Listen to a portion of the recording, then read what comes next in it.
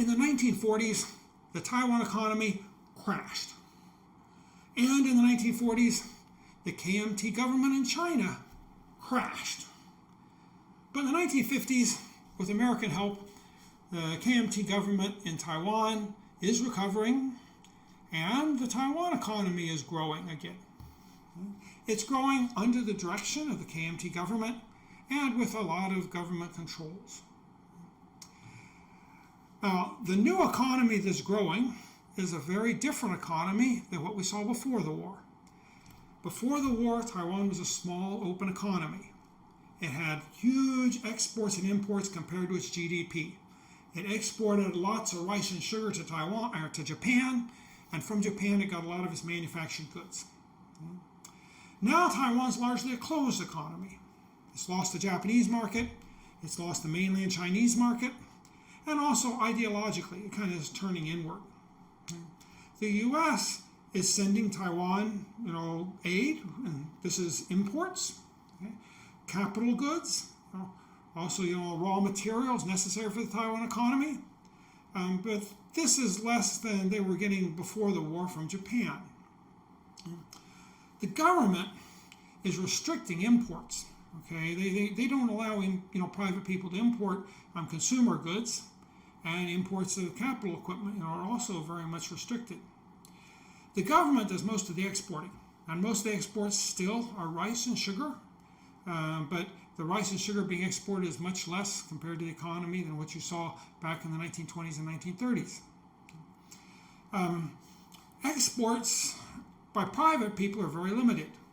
There are tea exports, and the tea was of very poor quality at this time. The hat industry tries to export, but they don't manage it very well. The problem is that there are a lot of restrictions on exports, but much of it is just comes down to bureaucracy. It's kind of hard to get through. The biggest problem, of course, is just the overvalued currency, which I've already mentioned. Because of kind of this Dutch disease, the Taiwan currency was up there at a much higher value than it should have been. In this situation, what sort of businesses make a profit? Well, you don't want to be an exporter. Can't hardly do that. Being an importer is pretty hard. I mean, you can make some profits importing if you're good at getting around the regulations, but it's hard to do imports. The people that are probably doing best are first people in the non-traded goods sector, and that includes the non-traded services sector, services and goods. Also, import substitutions, people producing things that used to be imported. These people are probably going to be the ones that you expect to make the money. Now, during this period, the Taiwan economy is recovering, but it's not the fast sort of growth we're going to see later on in the 1960s. It's kind of hard to judge how good the growth is. Throughout Asia and much of the world, it seems like how much the economy was hurt during World War II largely determines how fast the economy is going to grow after World War II. Taiwan's no exception. Taiwan was hurt very much in the 1940s, and then they start recovering. And their recovery is relatively fast compared to a lot of other economies. In this picture, however, I'm comparing it to Japan, the ex-imperial power. Japan is one of the fastest growing economies in the world in the 1950s, and it's clear that Japan recovers much better than Taiwan does. What I've done in this graph, I'm looking at real GDP per capita, but instead of just looking at real GDP per capita, I'm looking at it compared to U.S. real GDP per capita. The whole world is growing pretty fast in the 1950s, you see, so I don't want to attribute just overall world growth to Taiwan. When I'm trying to see how well Taiwan is doing, I want to see, how well is Taiwan doing, catching up with the rich countries like the U.S.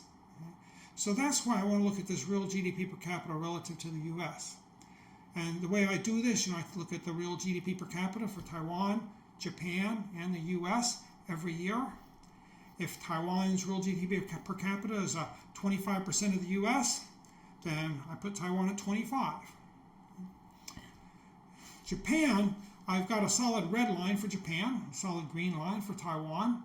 The dotted red line, basically, I've taken the the Japanese level before the war in the late 1930s. Okay, and I've multiplied it by a decimal to try to take it down to the comparative amount with Taiwan, so that we can compare Taiwan and Japan together easier, and that way you can kind of see when Taiwan is doing better than Japan and when Japan is doing better than Taiwan. Okay, it's easier to see if you just multiply everything by this decimal, and that way lower the Taiwan number down to the Japanese number down to the Taiwan line. Okay, and what you see is that if you look, say, at what's before the war, how Taiwan and Japan were doing. Taiwan, they were up to maybe about 24% of U.S. GDP. Though this is kind of an unusual period because this is a period where the United States is in Great Depression. Taiwan and Japan don't suffer much from this depression. Japan also is kind of at a height here, about 43 compared to the U.S. Okay? And as I was saying, I'm going to divide the numbers so that we get the Japanese number down to 24, and then we're going to kind of follow out and see what happens with this trend. Okay? What you can see is, if you want to just look and see how long does it take Taiwan and Japan to get back to where they were before the war in the late 1930s, you see that Japan, by the mid-1960s, was already back to where they had been relative to the United States in real GDP per capita, okay, in the mid-1960s. Okay. Japanese recovery, it didn't really go fast until 1950. Until 1950, Europe was going faster, but then in the 1950s, Japan really takes off. Taiwan, much slower. Okay. Taiwan, you're out to the late 1970s before Taiwan recovers to where it was in the late 1930s relative to the United States. Okay. And a lot of this recovery is occurring, kind of from the late 1960s on. Okay, that's when Taiwan starts booming. If we, to follow the story a little later, you can see that around 1970, that's when the Japanese start having trouble. They're still growing, but they're not growing much compared to the United States anymore. Okay, they flatten out, and then Taiwan keeps on growing fast. Okay, and it eventually does better than Japan. Now, in the 1950s, though, you look at the Taiwanese growth. They were coming from about, say, 10% of U.S. real GDP per person. By the, say, mid-1960s, they're up to about 15%. That was okay, people thought at that time. They weren't really sure how fast the next colony really should recover. Okay, and when people looked at this, they said, well, okay, it looks like there is convergence going on. Okay, Taiwan's doing okay. We can see, though, that looking back from the high-speed growth after 1965, then you might wonder a little bit and think, is Taiwan really doing that well during this period? The Taiwanese government, even after the high-speed takeoff, in exports and the high-speed growth after 1965, in their economic planning, they still planned for this kind of slow, steady growth. They never really, it took them a long time to really accept their luck and to realize that they were going to be going through high-speed growth for quite a while. Okay, so the government really thought that they were doing okay with this 1950s growth, and they expected it to last into the 1960s and 1970s. I look at the 1950s growth, I'm a little more cynical. I think that a lot of this was recovery, and that maybe what we would have eventually seen was a slowdown. Okay? I kind of get this idea from looking at the Philippines. And that's the next thing I want to do here, kind of do a comparison here. If you wanted to compare Taiwan's economy, with something besides Japan, which was the fastest growing major economy in the world at this time, it might make sense to look at the colonies to the north and south of Taiwan. South Korea and the Philippines. If you look at the Philippines, they're a good parallel to Taiwan. Okay? The United States took over the Philippines in 1898. Japanese took over Taiwan in 1895. Both of them invested in their colonies, the U.S. more in education, the Japanese more in infrastructure. Both economies did about equally well throughout this period, and they were about equally wealthy. Philippines had an advantage of having about twice as much arable land per person. That kind of probably made up for the advantage of Taiwan having better capital for its agricultural sector. After the war, The Philippines were really hurt by the war, and Manila just gets flattened. Okay, the big battle of Manila is just an awful thing. But the Philippines seemed to recover fairly quickly, maybe quicker than Taiwan. And throughout the 1950s and most of the early 1960s, the Philippine economy is richer than the Taiwan economy. Okay? Of course, it's the mid-1960s, then Taiwan starts taking off, and they surpass the Philippines. At the same time, the Philippines, they had been recovering, and now they start slowing down. Okay, and that's kind of what I would have expected if it hadn't been for this big export boom in Taiwan.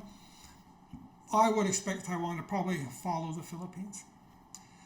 With South Korea was always poorer than Taiwan under Japanese rule. Okay? That's kind of shown here with the black dashed line. Again, South Korea, it looks like, in the 1940, maybe by 1946, it's recovered somewhat from the war, but what's happening is that there's problems with the splitting the country up and the big, the Korean War. This sets Korea back. So during this period, Korea in the 1950s is kind of more of a parallel growth with Taiwan. And then maybe just a year or two after Taiwan starts having its export boom, Korea also has its export boom. Okay? But it looks like Korea is kind of following Taiwan, following a little bit behind it. The ideals of the Taiwan government at this time economically, they really liked the idea of self-sufficiency, though they knew that this was an unobtainable ideal. Okay? But they were nationalists. They felt they were in a Cold War with the Chinese communists. They didn't want to have to rely on other people, and they didn't like the Americans telling them what they could and couldn't do. Okay, and they often had to listen to American advice because the Americans were supplying money and supplies for them. Okay? So their idea was to become as self-sufficient as possible. They knew they had to keep importing because they couldn't make a lot of the capital equipment, and they didn't have the raw materials that they needed to industrialize. So they knew they also had to export. And so, they weren't hostile to export industries. But it seemed like what they really liked most was import substitution. They were trying to work toward a situation where you really didn't have to have that much trade and be so reliant on foreigners. You have to remember that during this period, not just in Taiwan, but throughout Asia, they're coming out of a period of imperialism where, this foreign investment, foreign trade was always dominated by the imperial power, and it always felt like some form of, imperialist oppression, okay, exploitation. Okay, so the idea of having to separate out foreign investment, foreign trade from exploitation, that's going to take a while, okay, to get people feeling more comfortable with this in Asia. As I mentioned in the last section, okay, we're talking about the land reform. Main thing the KMT government was interested in agriculture, which is a quiet, reliable agricultural sector. They had really no idea of returning to making to the big agricultural exports they used to do. This is probably not very practical in their new situation. They want, though, to have enough food that they don't have to import food. They want to be self-sufficient. And they also want to have a nice, quiet countryside where they don't have to worry about, say, disputes between, rich and poor that maybe communists could take advantage of and cause trouble. Okay, they want something that's just going to be quiet and reliable. Where they want to see their dynamic growth is in the cities with a new modern manufacturing industry. Okay, the modern factories. That's what their dream is, and that's what their focus is. Okay, how to build modern factories in the cities. And as I just told you, they want to see steady growth. They think the growth in the 1950s is pretty good. They're proud of that sort of growth, and they're hoping they can continue it. So this is kind of where Taiwan is in the 1950s. Now, what sort of businesses come out of this environment? Okay? And what you have to remember about this environment is we're still in a controlled economy that's gradually loosening up. Okay, and by the 1960s, it'll become much more loose, though still not a still a very imperfect market economy. During this period, to be successful, you really do have to have good relations with the government. Okay, that's a very important part of what's happening here. Taiwanese business during this period.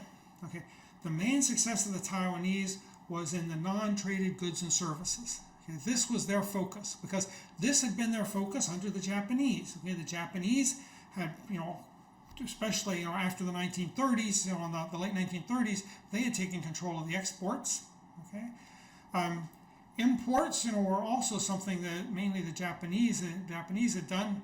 Taiwanese tended to be, small people who worked in the services and the non-traded goods sector. Okay. After the war, if you really want to be successful, you want to find some way to move into finance. That's something that helps you build up scale. Taiwanese were very important in wholesale and retail. Right? Local food, you see a lot of small food factories, okay, just for the local population. Okay? Metals and machinery. Okay? This is something you might not think of, the Taiwanese dominating, but under Japanese rule, when a machine broke down, you couldn't just send it to Japan. Okay? A lot of mechanical work had to be done on the island, and Taiwanese took care of a lot of this. Okay? So the Taiwanese already had the beginnings of kind of a machinery industry already going. Okay? So this is kind of what they specialized in. The government, they took over the export industry from the Japanese, who had kind of nationalized all of it. Okay? And the mainlanders tended to come into the import substitution industries. This is because after 1945, when you can no longer, get the Japanese products coming in, the products start being sent to Taiwan from Shanghai, particularly textiles. Okay, Taiwan starts becoming an importer of Shanghai textiles. Okay. Well, the businessmen in Shanghai that are exporting to Taiwan, when the communists come in and they start threatening Shanghai, so you start getting people to leave, it's often these people that had some experience exporting to Taiwan that move on to Taiwan and start producing stuff in Taiwan. They move at least some of their machinery into Taiwan and set up factories here. So these are often people that used to have ties to the old, Shanghai export industry. It was exporting stuff to many places, including Taiwan. Okay. Now, though, they're moving their goods, they're moving their factory into Taiwan and doing it right within Taiwan. If you look at the Taiwanese businesses during this period, the one thing to note about them is they're mainly small. I've in the past sometimes suggested that this might be due to Chinese culture, or maybe just Chinese business culture, maybe just the business culture of the Southeast Chinese coast. A lot of these merchant people that are manufacturers, their background was more into as merchants, and you might imagine that merchants are people that don't have a lot of experience organizing big production processes. They're better at focusing on market change. And so maybe they tend to run small establishments. I'm thinking, though, now more that the imperial, the colonial experience for Taiwan also plays an important role here. Under Japanese rule, everything big was taken over by a Japanese capital. And the Japanese capital, they could get capital cheaper. So these big Japanese companies, they could push the Taiwanese out of any big market that appeared. So the Taiwanese, if they wanted to be successful, you didn't want to compete with these Japanese in the big markets because Taiwanese, had more expensive capital. But the Taiwanese could make very good profits if they could work in the niche markets that the Japanese, didn't notice because they were too small. Or, maybe the Japanese noticed them, but they just didn't think they were worth investing in. Most of the Japanese who opened up businesses in Taiwan, they came to Taiwan because they wanted to make lots of money. For them, there's kind of a fixed cost of moving to Taiwan. You're moving out of your home. You're moving to some place you don't understand at all. It's a place that in many ways you're very uncomfortable in. So you don't move here unless you're going to try to make big money. So you don't get a lot of small Japanese businessmen in Taiwan. And so there's a lot of little nooks and crannies that Taiwanese business people can do well in. And so maybe you develop this small business culture because of the imperial environment, the colonial environment. And the same sort of thing might be true of Hong Kong. I used to think that Hong Kong maybe was the same sort of Taiwan. Dominance by small and medium enterprise in the manufacturing sector early on because of maybe some cultural issues. But maybe the colonial experience in Hong Kong in many ways parallels that of Taiwan. Okay, there's big English British money in Hong Kong, and if you were a Hong Kong person who could find a small niche, you would probably have a good time. You could probably be much more likely to make money. Okay. There are some, so Taiwanese business people, they tend to be small, but there are some Taiwanese businessmen that they've worked with the Japanese before. This has kind of opened them up to working with others outside their own small society. and they do very well. Okay, so a number of Taiwanese get very rich during this period. First of these people I want to talk about is Gu Zhenfu, but first I want to say something about his father, Gu Xianrong. Gu Xianrong, he was known when the Japanese came into Taiwan. The Taiwan government kind of fled from Taipei. Taipei was in anarchy. He's supposed to be the guy that kind of went to the Japanese army and said, you know, there's nobody defending Taipei now. The city's in chaos. Move there quickly. And he got the Japanese to move into Taipei. But then after that, he also worked a lot with the Japanese whenever there was revolts or problems with the Taiwanese in the early years of the Japanese takeover. They would send in Gu Xianrong to help negotiate and to try to bring the troubles to an end. Okay. So he, the Japanese feel they kind of owe him some favors and they help him out a lot. Okay. When the Japanese start opening up different government-related industries, okay, Gu Xianrong always gets a piece of them.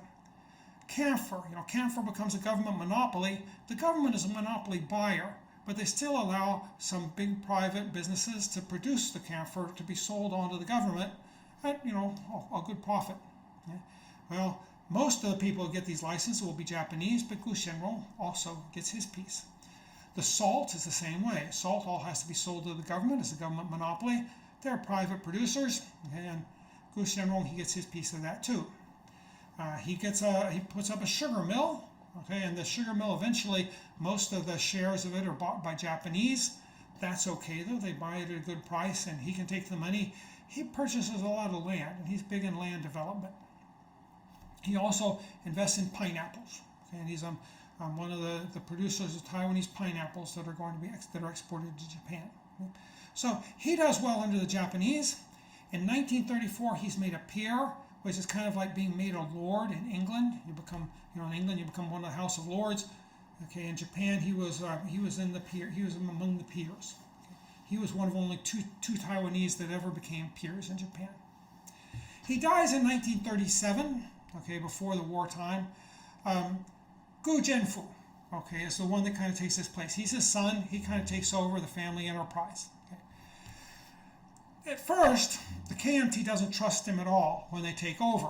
Okay, and in fact, I've heard that the Japanese soldiers, some of them wanted to set up a Republic of Taiwan so the Japanese maybe could stay, and they thought maybe they could use Gu Zhenfu as a kind of a figurehead, as a president. I don't think Gu Zhenfu was really in on this too much. But in 1947, when they had the big crackdown, he's arrested, and he's in prison for over a year. When he gets out, I think he leaves the country for a while. Okay. But eventually, he does make his peace with the KMT, and he becomes a party member, and he starts cooperating. Okay. His wife, and Chiang Kai-shek's wife become pretty good friends. Okay. 1954. Okay, he is one of the richest landlords. He gets and the privatization, when they do the land reform and they start privatizing some companies, the one company there that's really worthwhile is the cement company, and he gets control of the cement plant. Okay, and it's the one big modern cement plant in Taiwan. It makes very good profits. Okay, so he's starting from there. His fortune is now going to go to new heights. Okay, even greater than his father had. Okay. He invests in things like hotels and in finance. Okay, and the big finance that's invested is China Trust. I think sometimes they use the initials now for it. I can't remember what the initials are. We are family. Okay, that's the jingle here in Taiwan.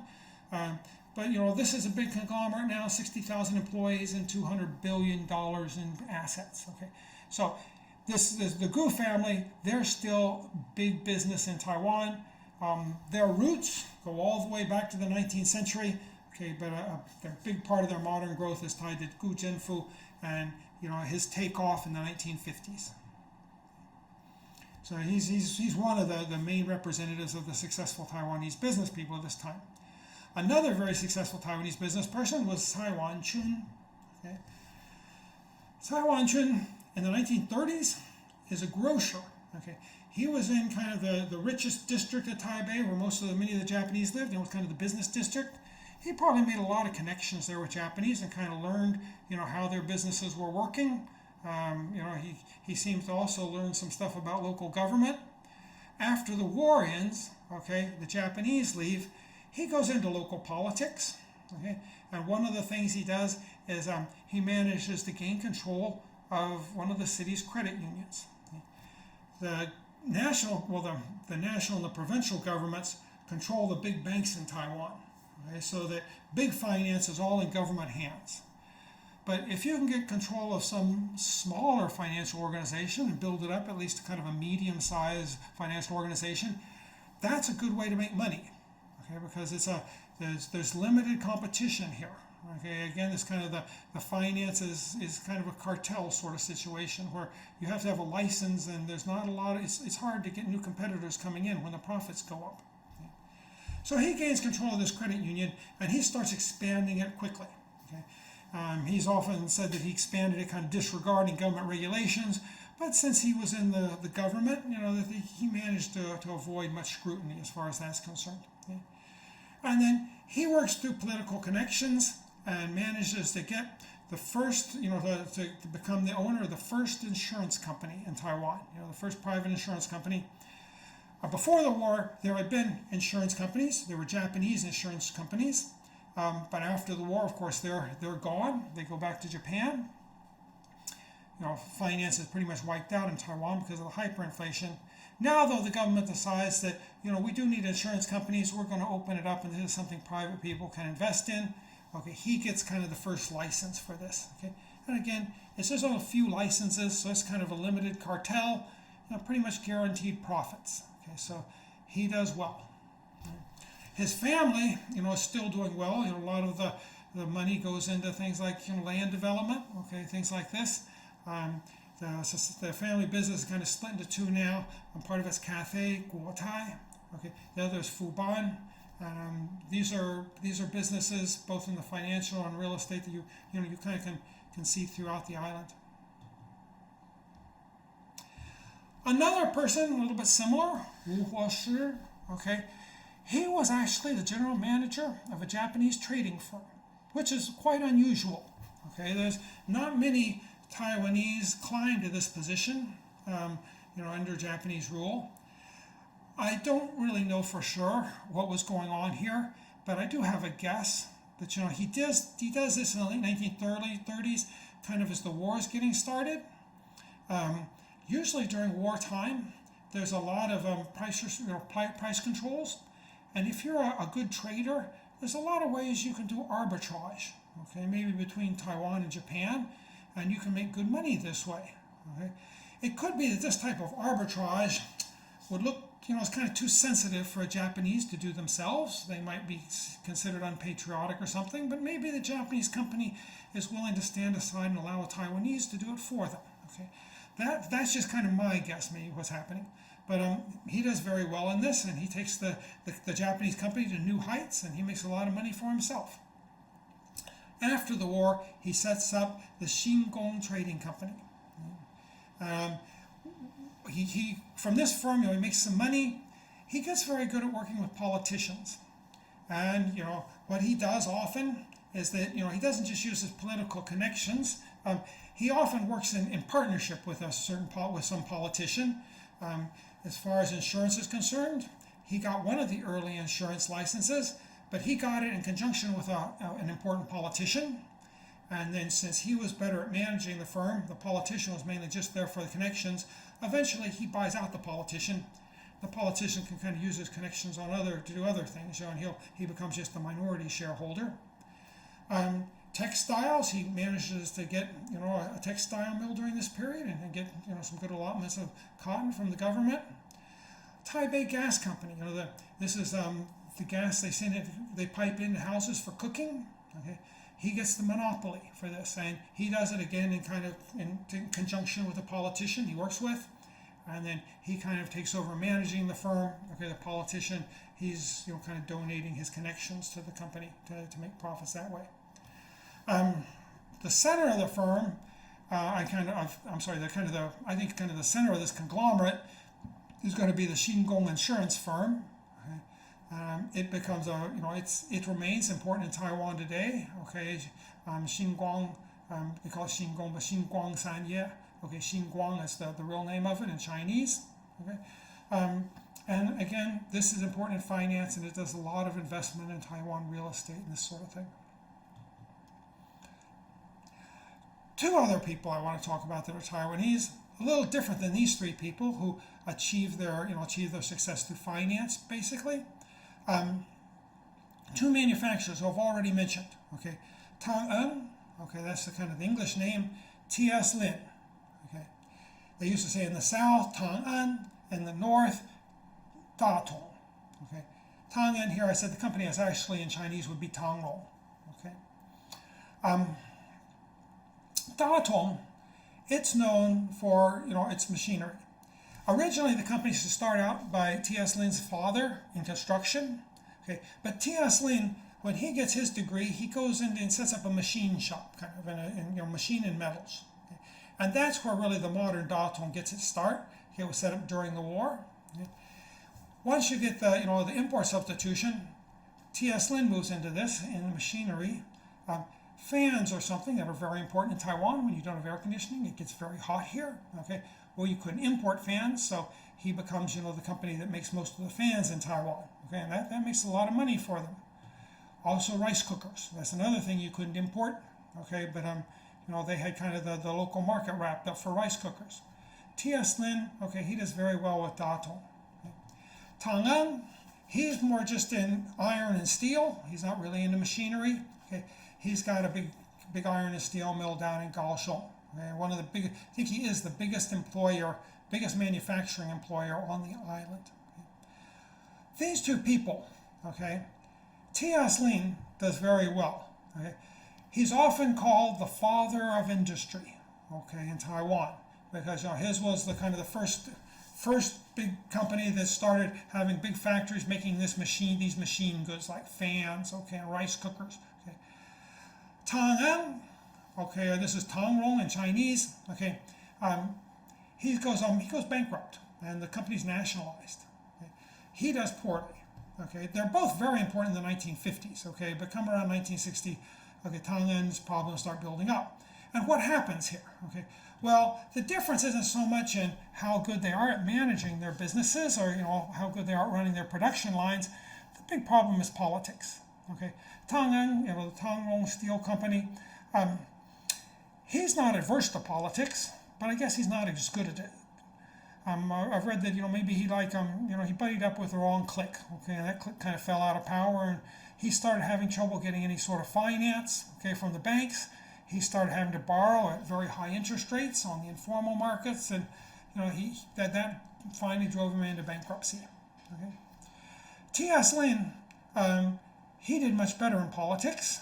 This is him actually running for political office. He did that, but not only running his company, but also running for office. He became a KMT member, a pretty important member of the KMT. Okay, and this is an important part of his business success. So, one thing you kind of see from this, these are all of these men you could kind of refer to as crony capitalists. Crony capitalists are capitalists that have to take a lot of their income and invest it in, making political connections, being good with the politically important people. This isn't, this is not an ideal sort of capitalism at all. Okay, it's often kind of dirty business. But when you go from, say, a controlled economy toward a market economy, you usually don't go all at one leap. There usually is a period where, you've got kind of a mixed economy, where the government is still very, very important, okay, but maybe it's starting to loosen up and allowing some private individuals gradually to come in, okay, and periods of crony capitalism are almost inevitable, okay, when you get these sort of shifts, okay, and this happened in Taiwan at this time. Mainlander business was also important in Taiwan. If you look at the biggest factories in Taiwan, I think the mainlanders were about 30%, Taiwanese about 70%. But when you think the whole mainlander population was only about 1/6 of the island, maybe 15-16%, okay, the mainlanders were overrepresented in business. The mainlanders, as I said, were often concentrated more in import substitution and primarily in textiles, because many of them came out of Shanghai and they had exported textiles to Taiwan. And then they moved some of their machinery, some of their factories over to Taiwan when the KMT comes. Okay, and they've got their stuff here. Okay. Also, another place you'll see mainlanders is in construction. And I think there are important Taiwanese in this, like Gu Jianfu. But the mainlanders, they have good connections with the mainlander government, national government, and also army. It's mainly mainlander dominated, so they have good connections, and they probably also have good chances at a lot of these big projects, the construction projects that are necessary for a growing economy. From 1945 to 1949, Taiwan's textiles, some were produced in Taiwan. There was kind of a textile kind of center in the Jianghua area, but a lot of them were being imported from Shanghai. Okay? And when the KMT falls in the Chinese mainland, moves to Taiwan, some of these businesses come over with them. Okay, and these businesses, they start setting up, but really what gets everything started off is 1950s when the U.S. aid comes in. Well, a big part of the U.S. aid is cotton. Okay, the U.S. has been stockpiling cotton because they're trying to buy up farmers' cotton in the U.S. to raise the price. Okay, they've got warehouses full of this stuff. They decide, well, okay, if we're going to give aid to Taiwan, let's kill two birds with one stone. We'll get rid of this stockpile. Okay, we'll send this to Taiwan. That way, we don't raise the prices. We don't lower the prices of cotton in the United States. Okay, and let the Taiwanese take care of this cotton. Okay? Now, they probably wouldn't allow the Taiwanese to sell the cotton on the international market because that might lower the price of cotton in the United States. So really, the Taiwanese government doesn't have a lot of choice here. Okay, a lot of the aid they're being given is given in the form of cotton, and if they want to do anything with this aid, they got to figure out how to process cotton. Okay? So the people that have this experience, okay, they get a kind of a windfall profit here. Okay? And what happens with the government is first there's kind of a putting out system used, and the government looks around, tries to measure how much production machinery each person has, and then tries to allot them cotton according to how much machinery they have. Okay. This is a system that's kind of messy. I guess there's a lot of cheating in it. Okay, but it's a start. Okay, they allot the cotton. Okay, and then people process the cotton. They send it back to the government. The government pretty much just doesn't do much quality control. If you get something back that kind of looks like cotton cloth, they measure it, and according to how much cotton cloth you've given them, okay, they give you money, and it's almost guaranteed profit. There are Taiwanese involved with this along with mainlanders, okay, but Taiwanese have a harder and harder time keeping up, and the mainlanders tend to gradually dominate this textile industry. But they move on from putting out to a free market system, which isn't a free market really. What they do though is instead of just having the government take back the cotton, so the government sells it itself at kind of a fixed government price, I think the government still fixes the price, but they tell the companies, you're going to have to sell it yourself. Okay? Probably the government has discovered that some of this cotton cloth is of very poor quality. Okay, so maybe to give a little pressure on these companies to do a little better job, maybe forcing them to sell the cloth on the free market would be on the market would be a good thing to do. Okay? By 1957, they've got away from these free allotments. Okay, but there's still subsidies going to the industry, and the industry is formed into a cartel. One of the important ways this cartel works, one of them, the cartel does a number of things, but one of the things it does is to encourage exports. So they have kind of a rule that companies are supposed to export as much as they can, and depending upon how much they successfully export, that determines how much of the domestic market they're going to be allowed to have. Okay, so it's a cartel that kind of sets the amount of cloth that's going to be sold in the domestic market. You might think of a system, I'm not sure exactly how it worked, but if you do like 20% of the exports, maybe you get 20% of the domestic market. Okay, and you could produce that much, and you can sell that much cloth in the domestic market. You can see what's happening here. Basically, up to 1953, that's the growth because the U.S. is now dumping cotton, okay, on Taiwan. Okay, and so you get this very quick growth. Okay, and this growth is kind of artificial because you got to process the cotton. Okay, it's forced because suddenly all this cotton's coming in. Once the U.S. government reaches a certain amount of cotton, they just start giving you that amount each year.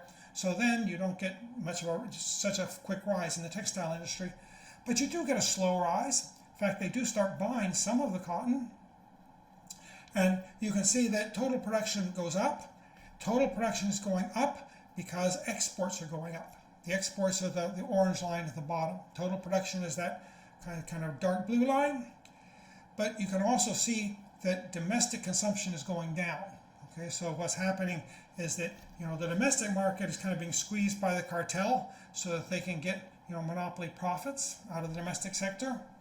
But maybe they need these domestic profits in order to offset the losses they're making in their sales abroad.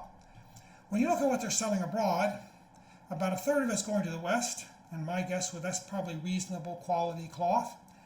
About a third of it is going to Hong Kong. That's actually being used to subsidize the Hong Kong clothing industry, which is going to hurt the Taiwan clothing industry eventually. And then about a third of the cloth is sent to the developing world. I suspect this is really low quality cloth. It's just kind of being dumped out there, so that the companies can try to get more of the domestic market through the cartel. Okay, among the mainlanders, there's a number of mainlanders involved in this, but probably the most prominent, Xu Youshang. Okay, he's a Shanghai businessman. Okay, in 1943, he begins producing textiles in Shanghai. Okay, because of that's during the war. Okay, after the war, he continues production, but by 1949, the communists are coming closer. He moves to Taiwan and he sets up a knitting mill in Taiwan. Okay, knitting mills are generally smaller operations than a cotton textile industry, factory would be. But by 1953, he's got the profits and he sets up a cotton textile mill. Okay, and he starts doing lots of, he starts making a lot of money in the cotton textile cartel. Okay. His focus originally is textiles, but as I said, you also see the mainlanders going into things like, construction.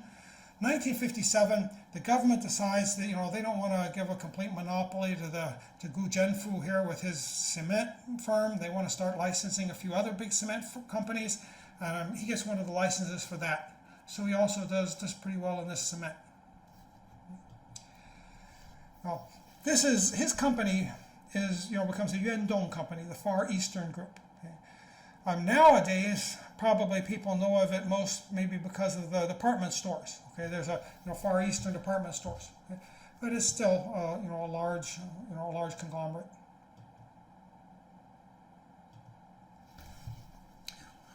One of the stories people tell about the 1950s, when they're trying to convince people that the 1950s are setting the kind of a foundation for the high-speed economic growth of the 1960s, as they talk about the 1950s as a period of infant industry, where the government is kind of protecting industry, allowing it to mature so that later on it'll be ready to export. And usually what they're talking about mainly here is textiles. Okay. The problem with this argument is that in the 1960s, okay, the big takeoff in that isn't a takeoff in textiles, it's a takeoff in what are often called textile products. Okay, a big increase in exports of clothing. Okay, that's a part of what's happening in the mid to late 1960s. Okay, so clothing exports soar, but this doesn't necessarily have much relation with the cloth industry. Okay, the textile industry. Okay? These industries are not closely related, and they have very different skills. Okay, for their success. If you're going to be successful with making cotton cloth, you're making a standardized product. You just have to work really hard to make that product as high quality as you can and at as low a cost as possible. You don't have to worry about something like flexibility. Clothes are different. Clothes, maybe quality and price are also have some importance, but they're secondary to just your flexibility, because fashions are always changing. And what you really need is you need speed, okay, to get to get the right clothes to the market at the right time, okay, before the fashions change. So the skills that were being learned in textile mills were probably not the skills that were important to these people who are later going to do very well in the clothing industry. Both industries are labor intensive, okay, but one of them is more speed intensive. It needs flexibility. The other one, you need good organization, okay, and you need to, buy the right equipment, okay, and get things working. to kind of make clear what I'm talking about here is Hong Kong and Taiwan both, early on were very big clothes producers, and they both kind of take off producing things like clothes. But in Hong Kong, the textile industry was never protected. Okay? So Hong Kong did have a textile industry, and I think it was at least as big as in Taiwan. But Hong Kong was always a textile importer on net. Okay? It did export textiles sometimes, but mainly it imported textiles. It imported lots of Japanese textiles. Okay? And these textiles then would be used to make clothing. And the clothing was what was exported from Hong Kong. Okay? So you don't really need to have, a textile mill, right next to you if you're making clothing. You can import your cloth from other places. Taiwan probably could have imported their cloth from Japan, and they just specialized in making clothes. And what happens, I think, is because the Taiwan government emphasizes the textile mills and doesn't really care much for the clothing industry, maybe the protection and the advantages given to the textile mills sometimes hurts the clothing industry. And so Taiwan eventually moves more into things like shoes rather than specializing as much in clothes as what Hong Kong does. So, I don't really see that the 1950s policy protecting the textile mills were very important, okay, for Taiwan's future success. And in fact, I'm not sure that they might have been a little bit harmful, though some of these textile mills do eventually make pretty good cloth, and they do continue doing exports. Though as Taiwan's exports boom, and you look at the boom in the exports and things of like consumer goods, textile exports, although they grow, they usually don't grow as fast as the government plans for them to grow. Okay? They do tend to lag.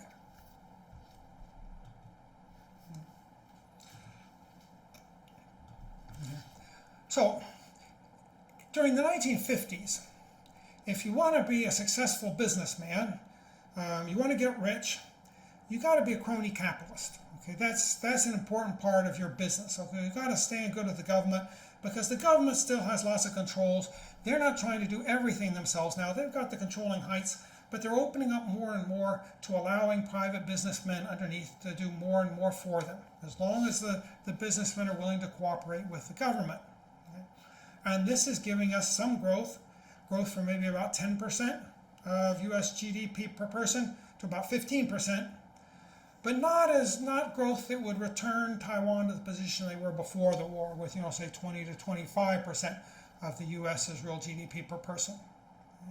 So I see this as kind of a limited success, and this is a success that probably wouldn't have lasted for very long. Okay, I think that what's going to happen in the next unit, when I talk about the big export boom, this is something for which the foundation was laid much earlier. Okay, maybe say in the hat industry and the tea industry during this period. And what gradually happens is as the controls break down and as the world economy changes, a new group of people come to the front. And these are people that hadn't done too well in the 1950s. They usually weren't very good as crony capitalists, but they were people that had continued to subsist as these small and medium enterprises. And now they are going to get their chance to come to the fore in the 1960s. This 1950s growth, I call this the road most traveled, because when you see what Taiwan is doing during this period, this is what most of the new colonies in the world are doing. Okay? And this is what most development experts at the time thought new countries should be doing. Okay? And they saw Taiwan as a pretty good student. Okay? So Taiwan isn't doing anything more, is maybe in some ways doing things better than a lot of other countries. Okay? And they're doing what's expected of them. Okay? They're doing what the experts tell them. Okay? But basically, you don't see a lot of creativity. It's going to be later on in this export boom that's going to take everybody by surprise. And suddenly, Taiwan is going to start looking different than a lot of the other countries in the world.